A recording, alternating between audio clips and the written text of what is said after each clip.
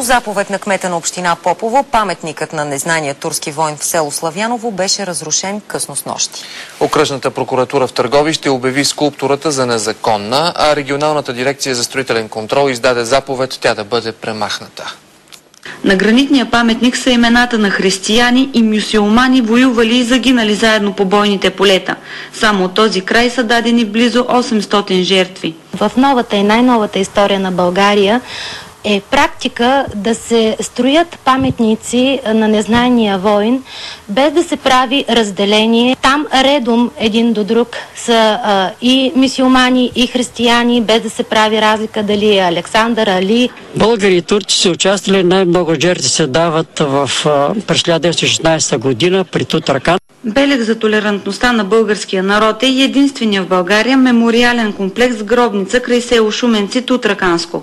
За подвига на загиналите войни на него има надпис, включително и на турски. В костницата се намират тленните останки не само на български войни, но и на турски, румънски и немски войни.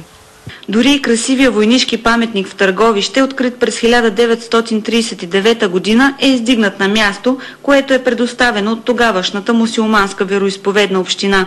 За BTV новините от Търговище, Фани Фикриева.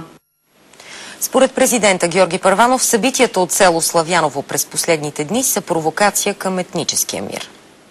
Аз не очаквам сериозни проблеми, защото обществото ни е зряло мъдро.